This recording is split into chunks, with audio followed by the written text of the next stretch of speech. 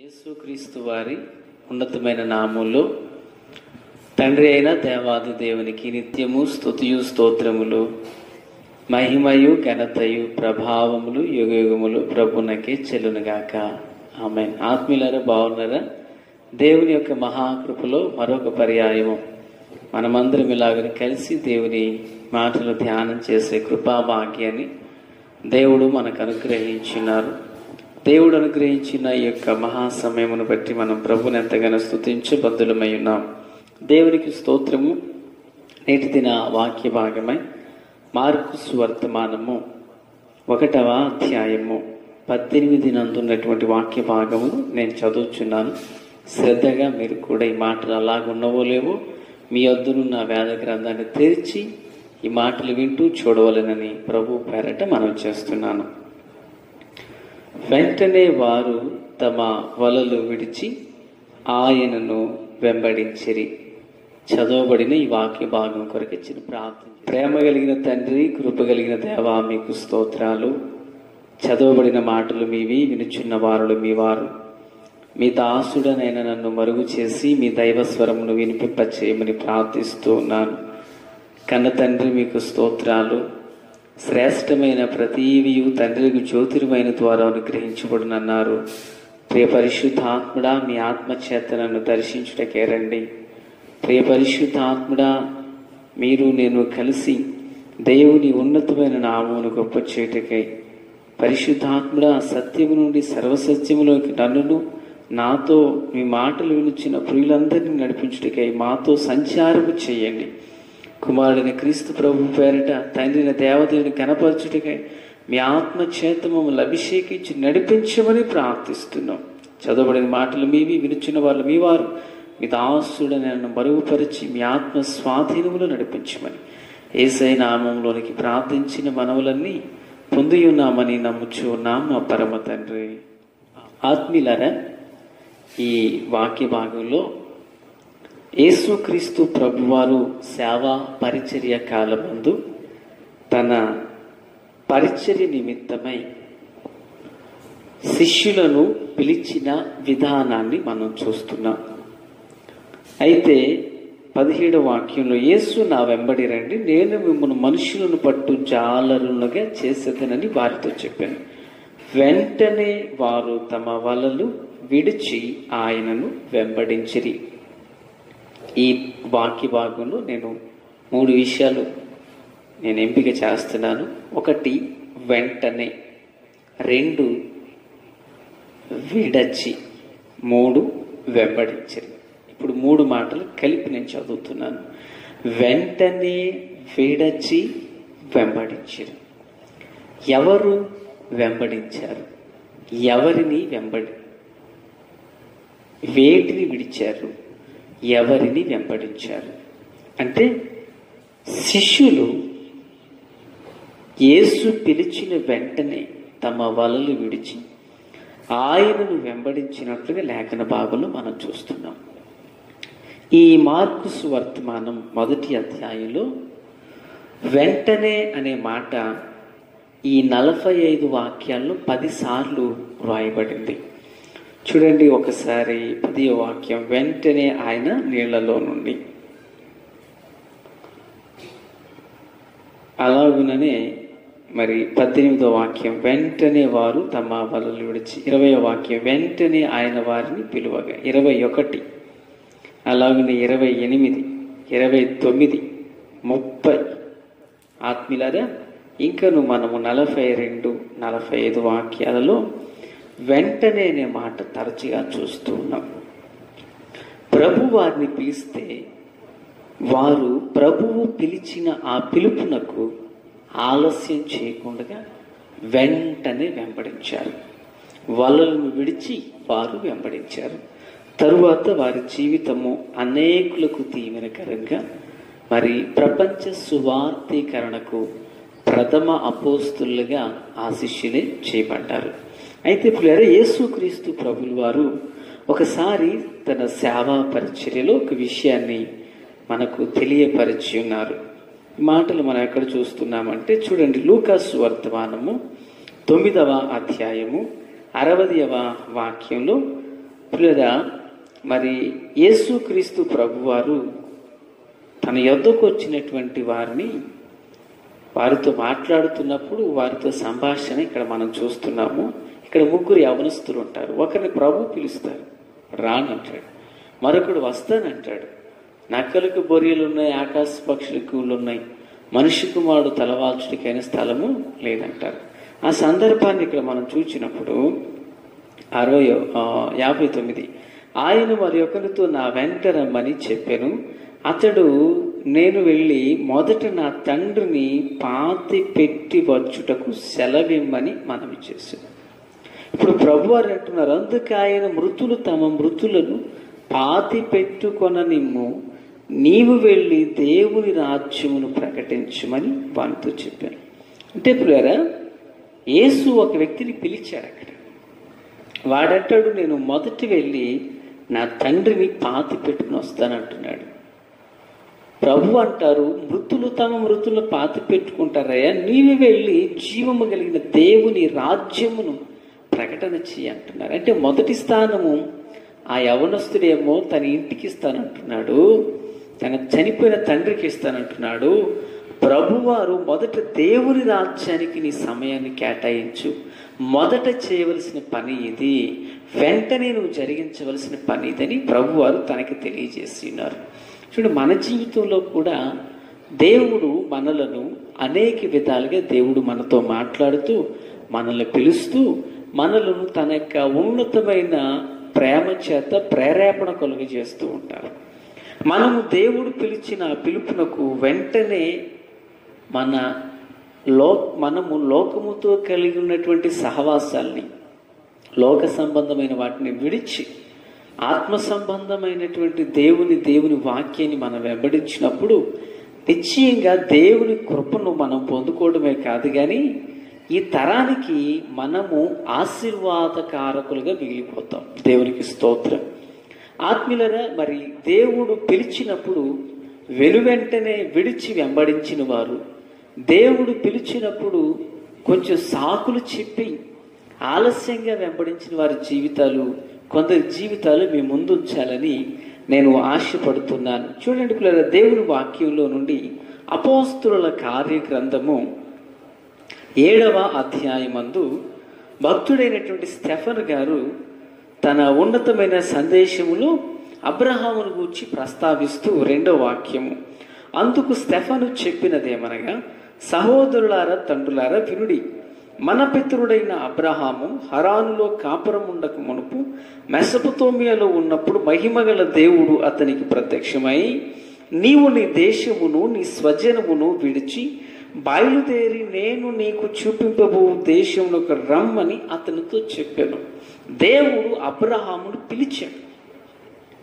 నీ దేశాన్ని, నీ బంధువులను, తండ్రి ఇంటిని విడిచి రా, నేను నీకు ఒక దేశాన్ని చూపిస్తున్నా, ఆ దేశానికి నువ్వు వెళ్ళాలి అని దేవుడు అబ్రహామును పిలిచాడు. పిలిచినప్పుడు అబ్రహాము ఆత్మీయులారా దేవుని యొక్క మాటకు లోబడి తను వెంటనే బయలుదేరాడు. అబ్రహాము గారు అప్పటికి ఎలా ఉన్నారంటే, అబ్రహాముకు తండ్రి ఉన్నారు, అబ్రహాము గారికి వివాహం అయినది, భార్య ఉన్నది. అబ్రహాము గారి తండ్రి అయినటువంటి తెరాహు గారు ఆయన ఒక విగ్రహారాధికుడు. అంత మాత్రమే కాదు, వారు ఆ బైబిల్ పండితులు చెప్పిన ప్రకారంగా వారు కొంచెం బొమ్మలు తయారు చేసేవారు. కొందరు బైబిల్ పండితులు చెప్పారు. అంటే అబ్రహాం గారు ఒక వ్యాపారస్తుడు. హారాన్లో కూడా వారు వ్యాపారం చేశారు. లేదా ఒక వ్యాపారం కలిగినటువంటి వాడు, భార్య ఉన్నది, తండ్రి ఉన్నారు, సహోదరి కుమారుడు లోతు ఉన్నాడు. అంటే ఆయన ఒక్కడిగా లేడు, కుటుంబంగా ఉన్నాడు, బాధ్యతలు కలిగి ఉన్నాడు. కానీ దేవుడు పిలిచాడు ఆయన. దేవుడు పిలిచినప్పుడు మా భార్యని అడిగి చెప్తానండి, మా నాన్నగారిని అడిగి చెప్తానండి, మరి వ్యాపారం కొంచెం ఇప్పుడే సజావుగా కొంచెం 4 రాళ్ళు వెనక వేసుకుంటున్నానండి, నేను ఇంకా కొంతకాలం ఆగి బయలుదేరుతానండి, ఉన్న పాళంగా వచ్చేయమంటే నేను ఎలా అంటూ దేవునికి ఏమాత్రం కూడా సాకులు చెప్పలేదు. దేవుడు పిలిచాడా? దేవుడి నుండి వర్తమానం వచ్చిందా? దేవుడు తన సాక్షినిగా అబ్రహాము నిలవబెట్టుకుని వాడుకోవడానికి ఇష్టపడుతున్నాడా? పిలుపు ఎప్పుడైతే వచ్చిందో వెంటనే లోబడ్డాడు దానికి. ఆ లోబడడంతో తన కలిగిన వాటిని అన్నిటిని విడిచిపెట్టాడు, విగ్రహారాధన అంతటిని విడిచిపెట్టాడు, దేశాన్ని విడిచిపెట్టాడు, బంధువుల ఇంటిని విడిచిపెట్టాడు. పిల్లరా, వెంటనే తాను ప్రయాణం చేసి దేవుడు చూపించే ఆ వాగ్దాన పట్టణం కొరకు, ఆ వాగ్దాన దేశం కొరకు నిరీక్షణ గలవాడే ఎక్కడికి వెళ్ళాలో తెలియకయే తాను బయలుదేరి వెళ్ళి ఉన్నాడు. గమనించండి, అబ్రహాము దేవుని పిలుపుకు వెంటనే లోబడి ఆయన వెంటనే విడిచి వెంబడించాడు. ఎక్కడికి వెళ్ళాలో కూడా తెలియదు, కానీ విడిచి వెంబడించాడు. స్టెఫెన్ ప్రసంగంలో చెప్పిన మాట ఏంటంటే, అతనికి పాదము పట్టునంత స్థలము లేనప్పటికీ దేశాన్ని స్వాస్థ్యంగా దేవుడిచ్చి ఉన్నాడంట. ఆమేన్. ఆత్మీయులారా, ఎంత వెంటనే వెంబడించాడో ఒక దీవెన కూడా తన జీవితంలో చూడగలిగాడు. అబ్రహాముతో కూడా మరొక వ్యక్తి ఉంటాడు, ఆయన పేరు లోతు. అబ్రహామును పిలిచిన దేవుడు ఒక రోజున లోతుని పిలిచాడు. లోతుని ఎక్కడ పిలిచాడంటే, అబ్రహాము లోతు వారు కలిసి ఊరు అనే ప్రాంతం నుండి బయలుదేరి వచ్చేసిన తర్వాత ఇద్దరిని దేవుడు జ్ఞాపకం చేసుకున్నాడు. అబ్రహామును బట్టి లోతు కుటుంబాన్ని ఆశీర్వదించినప్పుడు ఆస్తులు పెరిగాయి, మందలు పెరిగాయి. కానీ ఇరువురి మధ్యన మరి లోతుకు కొంచెం ప్రేమ తగ్గింది. లోతు అబ్రహామును విడిచి వేరైపోయాడు. కొంతకాలానికి సొదొమ గొమొర్రా పట్టణాల ప్రజలు చేసినటువంటి భయంకరమైన హేయ కృత్యములను బట్టి ఆ పట్టణముల మీదకి దేవుని ఉగ్రత దిగొచ్చింది. అబ్రహాము విజ్ఞాపన చేస్తున్నాడు లోతు కుటుంబం కొరకు. అబ్రహాము ప్రార్థన విన్న దేవుడు లోతు కుటుంబాన్ని ఆ సొదొమ గొమొర్రాల మీద కురిచిన అగ్ని గంధకముల మధ్యలో నుండి విడిపించదలంచాడు ప్రభు. ఆత్మీయులారా, ఒక చిన్న మాట, అబ్రహాము ప్రార్థన బట్టి దేవుడు లోతు కుటుంబాన్ని తప్పించాడు. ఈ మాటలు వినుచున్న ఆత్మీయులారా, నీ ప్రార్థనను బట్టి నీకు కలిగిన వారు, నీ తల్లి, నీ తండ్రి, నీ సహోదరులు, నీ సహోదరులు, నీకు కలిగినటువంటి రక్త సంబంధికులు ఎవరైనాను సరే నీ ప్రార్థన బట్టి దేవుడు వారిని తప్పిస్తాడు. వారు తప్పించబడాలంటే ప్రభువును గూర్చి తెలియని వారు కాదు, ప్రభువును గూర్చి తెలిసిన నీవు దేవుని సముఖంలో మొరపెడితే ఒక అబ్రహాము ప్రార్థన విని లోతు కుటుంబాన్ని తప్పించిన దేవుడు నీ ప్రార్థన విని నీకు కలిగిన వారందరినీ తప్పించగల సమర్థుడు, రక్షించగల సమర్థుడు, శక్తి కలిగిన వాడు మన ప్రభు. ఆమె. ఆత్మీయులారా, అయితే ఈ లోతు సొదొమ గొమొర్రాలో ఉన్నప్పుడు అబ్రహాము మొరపెట్టాడు దేవుని దగ్గర. దేవుడు అబ్రహాము ప్రార్థన ఆలకించి ఆయనే స్వయంగా దిగొచ్చారట. దిగొచ్చిన తర్వాత లోతును కూడా పిలుస్తున్నాడు. లోతు, ఈ సొదొమ గొమొర్రా పట్టణంలో మధ్యలో నుండి నువ్వు లేచి బయటికి రా అని లోతును కూడా పిలిచాడు. చూడండి, ఆదికాండము 19వ అధ్యాయము 15-16 వాక్యాలు. తెల్లవారినప్పుడు ఆ దూతలు లోతును త్వరపెట్టి, లెమ్ము, ఈ ఊరి దోష శిక్షలో నశించిపోకుండా నీ భార్యను ఇక్కడ నుండి నీ 2 కుమార్తెలను తీసుకుని రమ్మని చెప్పిరి. దేవుడు పిలిచాడు. అయితే ఇప్పుడు అతడు ఏం చేస్తున్నాడు? అతడు తడవు చేసెను. అబ్రహామును దేవుడు అప్పుడు అబ్రహాము వెంటనే బయలుదేరి వచ్చాడండి. కానీ లోతును దేవుడు పిలుస్తున్నాడు. అబ్రహామును ఎందుకు పిలిచాడు? అనేకులకు నిన్ను ఆశీర్వాదకరంగా చేస్తాను రా అని పిలిచాడు. ఆ మాటకు అబ్రహాము లోబడి వెంటనే వచ్చాడు. లోతును దేవుడు ఎందుకు పిలిచాడంటే, లోతు ఇక్కడ నా ఉగ్రత దిగి రాబోతుంది, ఈ శిక్షలో నీవు వండుకుంటున్నట్లు, నువ్వు తప్పించబడినట్లు బయటికి రాని లోతును పిలుస్తుంటే లోతు తడవ చేస్తున్నాడంటండి. సహజంగా మరి అబ్రహాము లోతును కూర్చున్నటువంటి చరిత్ర దేవుని బిడ్డలుగా మనకందరికీ పరిచయమే కదండి. అబ్రహాము ముగింపు ఎలా ఉన్నది, లోతు ముగింపు ఎలా ఉన్నదో మనకు అర్థమవుతుంది. అబ్రహాము ఇంట్లో ఉన్నటువంటి 318 మంది రక్షించబడిన వారిగా ఉంటే, లోతు కుటుంబంలో కనీసం తన భార్య, తన పిల్లలు కూడా రక్షణ పొందిన వారిగా ఉన్నారు. కారణం ఏంటయ్యా అంటే, మనం గ్రహించవచ్చు, అనేక విషయాలు మనకు తెలుస్తాయి. వాటిలో ఒకటేంటో తెలుసా? అబ్రహాము దేవుని పిలుపు విన్న వెంటనే తనకు కలిగినది విడిచి దేవుని వెంబడించారు. లోతు విన్నాను సరే బయలుదేరి వెళ్ళడానికి తడవు చేస్తున్నాడు, ఆలస్యం చేస్తున్నాడు, లోబడట్లేదు. దేవుని యొక్క వాక్యానికి తను అప్పగించుకోవట్లేదు. దేవుని పిలుపునకు లోబడే స్వభావం లోతుకు చాలా తక్కువగా అనిపిస్తుంది. పిల్లరా, క్రీస్తునందు నాకు అత్యంత సన్నిహితులారా, మన విశ్వాస జీవితంలో మనలను దేవుడు పిలిచినప్పుడు ఆ పిలుపునకు మనం వెంటనే ఎప్పుడైతే లోబడతామో, ఎప్పుడైతే ఆ పిలుపునకు మనం ప్రతిస్పందించి దేవుని వాక్యానికి, దేవుని హస్తాలకు మనం అప్పగించుకుంటామో, నిశ్చయంగా దేవుడు తన కార్యములు జరిగిస్తారు. ఆమేన్. హల్లెలూయా, హల్లెలూయా. నువ్వు ఎంత వెంటనే దేవునికి లోబడతావో నీ ప్రార్థనకు అంత వెంటనే దేవుడు జవాబు ఇవ్వడానికి ఇష్టం. ఆత్మీయులారా, బైబిల్ గ్రంథంలో ఒక స్త్రీ ఉన్నారు. ఎవరంటే ఆమె సమరయ స్త్రీ. ఈమె యోహాను సువార్తమానము 4వ అధ్యాయము మరి 28వ వాక్యంలో ఈమెను గూర్చినటువంటి ఒక విషయాన్ని మనం చూడవచ్చు. మళ్ళా చెప్తున్నాను, యోహాను సువార్తమానము 4వ అధ్యాయము 28వ వాక్యంలో సుకారు అను బావి దగ్గర సమరయ స్త్రీ యేసుతో కూడా సంభాషణ చేస్తుంది. యేసు ఆమెకు దేవుని వాక్యాన్ని ప్రకటిస్తున్నారు. ఆయన ఆ వాక్యం వింటున్న తర్వాత ఆమె చేసిన పని ఏంటంటే, ఆ స్త్రీ తన కుండ విడిచిపెట్టి ఊరిలోనికి వెళ్ళి, దేవునికి స్తోత్రం, ఎప్పుడైతే యేసు సత్యపు వాక్యము ఆమె చెవిని పడిందో ఆమె చేతిలో ఉన్న కుండను వెంటనే విడిచిపెట్టిందట. మరుసటి దినాన్ని చెప్పలేదు, 2 రోజులు ఉండి నేను ఇక ఈ పనులు చేయడం మానేస్తానయ్యా అన్నదా.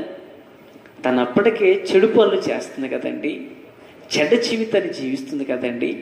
ఊర్లో వారు ఏ ఒక్కరు ఆమెతో మాట్లాడరు కదండి, ఏ ఒక్కరు ఆమెకు సరైనటువంటి సత్సంబంధాలు ఆచారాలు ఏం లేవు కదా.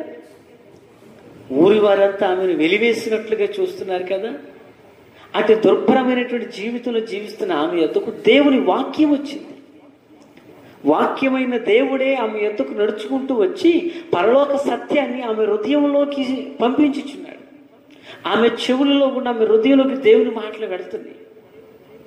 ఆ మాటలను అంగీకరించినటువంటి ఆమె వాక్యానికి వెంటనే లోబడి ఆమె ఏ పని మీదనైతే వచ్చిందో ఆ పని నిమిత్తమే తెచ్చుకున్న ఆ కడవను, ఆ కుండను అక్కడే విడిచిపెట్టింది. వెంటనే ఆ పని చేసింది. 2 రోజుల తర్వాత చేయలేదు, 4 రోజుల తర్వాత చేయలేదు, ఇన్స్టాల్మెంట్లో విడిచిపెట్టలేదండి, వెంటనే విడిచిపెట్టింది. కనుకనే తర్వాత భాగంలో ఆమె చూస్తే ఆమె సమరయ పట్టణానికి దైవ సువార్తను అందించినటువంటి ఒక గొప్ప సువార్తికురాలైపోయింది. పాత జీవితం, రోత జీవితం, పాప జీవితం, గత జీవితం, దేవునికి విరోధకరమైన జీవితాన్ని విడిచిపెట్టుటకు ఒక్క గడియ పట్టిందండి ఆమెకు. వెంటనే ఆలస్యం అనేది చేయలేదు. మరి ఈ మాటలు వించిన తమ్ముడు, ఈ మాటలు వించిన చెల్లి, ఈ మాటలు వించిన తల్లి, తండ్రి, మరి నీ జీవితంలో యేసయ్య వాక్యం నీ హృదయంలోకి వచ్చినప్పుడు, నీ హృదయంలోనికి నీలోనికి దేవుని వాక్యం వచ్చినప్పుడు, నువ్వు మాట్లాడుచున్నది సరైనది కాదు, నువ్వు చేయుచున్నది సరైనది కాదు, నువ్వు వెళుచున్నది సరైనది కాదు, నువ్వు చూచుచున్నది సరైనది కాదు, నువ్వు వింటున్నది సరైనది కాదు అని దేవుని వాక్యం హెచ్చరిక చేసిన విడిచిపెట్టడానికి ఇంకా నాకు కొంత టైం కావాలంటూ నువ్వు ఇంకా వాయిదాలు వేస్తున్నావంటే నువ్వు దేవుని వాక్యానికి లోబడుచున్నావా? దేవుని వాక్యం నీలో క్రియేట్ చేయడానికి అవకాశం ఇచ్చుచున్నావా? లేదు. సమరయ స్త్రీ వెంటనే విడిచిపెట్టింది కనుకనే సువార్తికురాలుగా మారింది. అబ్రహాము విడిచి వెంబడించాడు కనుకనే అనేకులకు ఆశీర్వాదకారకుడిగా మారాడు. లోతు విడిచిపెట్టలేదు కనుకనే నా పిల్లల తడవ చేస్తున్నాడు. తడవ చేసినటువంటి వాడు తన జీవితంలో ఏమేం పోగొట్టుకున్నాడో తర్వాత అధ్యాయాల్లో మనం లోతును గూర్చి ఎరిగిన వారమే కదా. మరి నీ జీవితంలో ఆలస్యం చేయి. దేవుని వాక్యపు వెలుగులో ఇది సరైనది కాదని తెలిసిన వెంటనే దాన్ని విడిచిపెట్టడానికి వెనుకంజ వేయకు. దేవుని కొరకు ముందడుగు వేయి. ఆయన నీ కొరకు ఆయన 99 అడుగులు నీకు ముందుగా వచ్చి నిన్ను నడిపించగల సమర్థుడైన. ఆమేన్. దేవుని నామానికి స్తోత్రం కలుగును గాక. బైబిల్ గ్రంథంలో మోషే అనే ఒక దైవజనుడు ఉన్నారు. ఆ దైవజనుడు జీవితమును గూర్చి గత కాలంలో మోషే మరి దాచబడిన అనుభవాలను గూర్చి చెప్పినప్పుడు ఆయన జీవితము, ఆయన జీవిత వృత్తాంతాన్ని కొన్ని విషయాలు మనం విన్నాం. అయితే పిల్లరా, మోషేని దేవుడు పిలిచాడు ఐగుప్తు దేశంలో ఉండగా, మిద్యాను ప్రాంతంలో మరి మందను మెప్పుచూ ఉండగా దేవుడు పిలిచాడు ఆయన్ని. పిలిచినప్పుడు మోషే వెంటనే లోబడ్డాడంటే లోబడట్లేదు. ఆయన అంటారు పిల్లలు ఇంచుమించుగా 4 విషయాలు 4 రకాలుగా ఆయన సాకులు చెప్పుచూ వచ్చిన్నారు. చూడండి దేవుని వాక్యంలో నుండి నిర్గమాకాండము 4వ అధ్యాయము. ఆత్మీయులారా, నిర్గమాకాండము 4వ అధ్యాయము మన్నించండి 3వ అధ్యాయము 11వ వాక్యంలో, అందుకు మోషే నేను ఫరో యొద్దకు వెళ్ళుటకును ఇశ్రాయేలు ఐగుప్తులో నుండి తోడుకుని పోవుటకును నేను ఎంతటి వాడను అంటున్నాడు. మొదటి సాకు ఏంటంటే నేను ఎంతటి వాడను. తర్వాత 4వ అధ్యాయం 1వ వాక్యంలో, అందుకు మోషే చిత్తగించుము, వారు నన్ను నమ్మరు, నా మాట వినరు. 4వ అధ్యాయము 10వ వాక్యంలో ఆయన ఏమంటారంటే, అప్పుడు మోషే ప్రభువా, ఇంతకు మునిపైనను నీవు నీ దాసునితో మాట్లాడినప్పుడైనను నేను మాట నేర్పరిని కాను, నేను నోటి మాంద్యము నాలుక మాంద్యము గలవాడనని యెహోవాతో చెప్పగా. 4వ విషయం ఆత్మీయుల 12వ వాక్యం, కాబట్టి వెళ్ళుము, నేను నీ నోటికి తోడయుండి నీవు ఏమి పలుకవలసినది నీకు బోధించదని అతనితో చెప్పాను. అయితే మోషే అంటున్నాడు, అందుకతడు అయ్యో ప్రభువా, నీవు పంపదలించిన వారినే పంపు. 4 రకాలుగా సాకులు చెప్తున్నాడు. నేను మాట్లాడలేనయ్యా, వాళ్ళు నన్ను నమ్మరయ్యా, నువ్వు పంపదలించిన వారిని పంపయ్యా, నేను ఎంతటి వాడిని ప్రభు అంటూ మోషే సాకులు చెప్తున్నాడు. దేవుడు పిలిచిన పిలుపునకు విధేయుడే వెళ్ళవలసిన మోషే సాకులు చెప్తున్నాడు. ఎందుకంటే అప్పటికైనా ఐగుప్తు దేశంలో ఒక మర్డర్ చేసి వచ్చాడు కదా. సాకులు చెప్పుచున్నాడు. పిల్లలు, ఇక్కడ ఒక లోతైన విషయాన్ని జ్ఞాపకం చేస్తాను. మోషే సాకులు చెప్పినంత మాత్రాన దేవుడు విడిచిపెట్టలేదు. దేవుడు నిన్ను కూడా విడిచిపెట్టరు. నిన్ను మోషేని ఏర్పరచుకున్నట్టుగా నిన్ను ఏర్పరచుకుని, మోషేని పట్టుకున్నట్లుగా నిన్ను పట్టుకుని, నేను ఎంతటి వాడును, నా వల్ల ఏది కాదనుకున్న నిన్ను సైతం ఆయన పట్టుకుంటాడు ఆయన. అయితే దేవుడు పిలిచిన మొదటి పిలుపు నువ్వు లోబడినప్పుడు ఆశీర్వాదాన్ని చూస్తావు. మోషేని పిలిచినప్పుడు సాకులు చెప్పుచున్నాడండి. అప్పుడు దేవుడు ఏమన్నారు, మోషేని వెళ్ళవలసిందే, నీకు మాటలు రావా, నీకు నోరుగా ఉండడానికి అహరోను నీ కొరకు పంపిస్తున్నాను అన్నాడు. అహరోను దేవుడు పంపించాడు. గమనించారా? అహరోను ఎందుకు వస్తున్నాడు సేవలోకి? మోషే నేను చెయ్యలేనట్టు సాకులు చెప్పిన కారణం చేత అహరోను వచ్చాడు. అహరోనుతో పాటు మిరియాము వచ్చారు. ఆత్మీయులైన క్రీస్తునందు నాకు అత్యంత సన్నిహితులారా, ఇప్పుడు మిరియాము కానీ అహరోను కానీ ఇజ్రాయేల్ నడిపించేటువంటి ప్రయాణంలో అహరోనేమో దూడని చేస్తాడు, మిరియామేమో మోషే మీద సొంగుతుంది. అంటే మోషేకి ఇవ్వబడిన ఫుల్ఫిల్ మినిస్ట్రీలో వీరు అభివృద్ధిని ఆటంకం చేశారే కానీ వీళ్ళు మినిస్ట్రీకి, ఆ పరిచర్యకు తోడ్పడిన అనుభవాలు వారిలో లేవు. ఒక మాటలో చెప్పాలంటే మోషే చెప్పిన సాకులు కారణం చేత వారు వచ్చి పరిచర్యకు ఆటంకం అయ్యారు. ఆత్మీయులారా, క్రీస్తునందు నాకు అత్యంత సన్నిహితులారా, దేవుడు నిన్ను పిలిచిన పిలుపునకు నువ్వు ఆలస్యం చేయటం వలన, దేవుడు పిలిచినప్పుడు నువ్వు విడిచిపెట్టక, ప్రభుని వెంబడించక, నువ్వు జాప్యం చేయుట కారణం చేత బలహీనులు పుట్టుకొస్తారు. బలహీనమైన కార్యాలు జరుగుతాయి. పరిచర్య యొక్క ఉన్నతమైన దర్శనములు జరగదు.